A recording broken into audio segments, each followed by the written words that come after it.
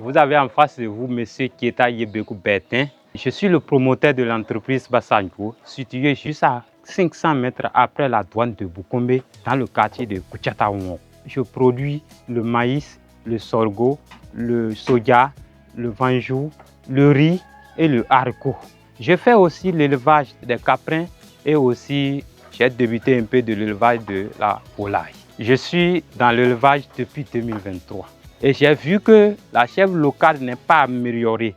Ça fait la première des choses. Ça veut dire qu'on ne bénéficie pas d'une viande de qualité. Au cours de ma formation, compte tenu de mes recherches, j'ai vu que le lait de chèvre apporte beaucoup de nécessités au niveau de l'alimentation, surtout des enfants et des femmes enceintes qui sont très vulnérables en malnutrition. Mon idée d'entreprise est née à partir de 2023, où après mes études, j'étais confronté à d'énormes difficultés. Et comme j'ai grandi avec les parents qui ont combiné l'élevage avec le champ, alors j'ai pensé, après la formation en 2023 au lycée technique agricole de Nati Tengou, ce qui m'a permis d'élargir mes idées en entrepreneuriat.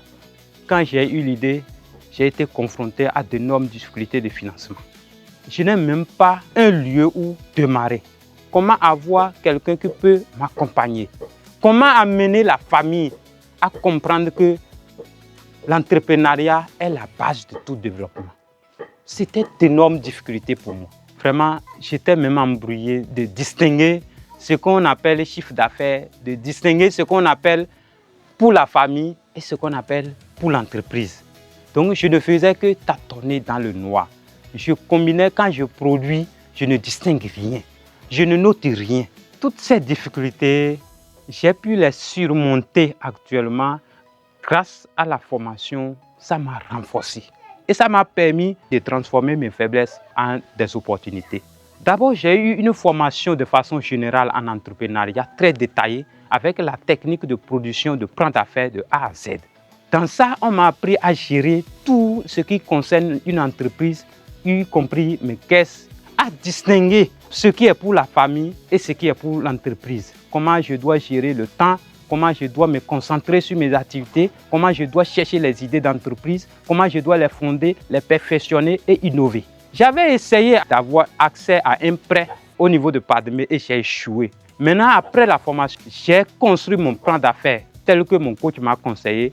J'ai pu bénéficier d'un prêt de 150 000 pour ma production agricole. Grâce à ce plan d'affaires, j'ai été à la compétition sélectionné et j'ai bénéficié d'un accompagnement de 250 000 pour mon élevage. En termes de chiffre d'affaires, avant la formation, au niveau des chèvres, je n'avais aucun chiffre d'affaires. Au niveau de la production agricole, je n'arrivais pas à distinguer ce qui doit être chiffre d'affaires, ce qui doit être la famille. Mais après la formation, ça m'a permis d'avoir un chiffre d'affaires en 2024 de 450 000 au moins et d'avoir au niveau des chèvres un chiffre d'affaires de 110 000.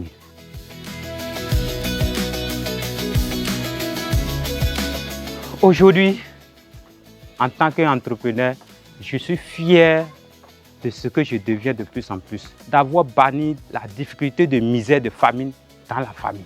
J'ai pu me doter d'un moyen de déplacement. J'ai la vision au niveau de mon élevage de chercher la race étrangère et faire un croisement et avoir la race intermédiaire pour pouvoir élever ça facilement afin d'accroître mon chiffre d'affaires à ce niveau. Au niveau de l'agriculture, j'ai la vision d'accroître ma production à travers le machinisme agricole. Avoir des machines de labour, de récolte, ça pourrait me permettre d'élargir mes superficies et aussi, dans quelques années, produire de lait de chèvre et de satisfaire beaucoup plus la population.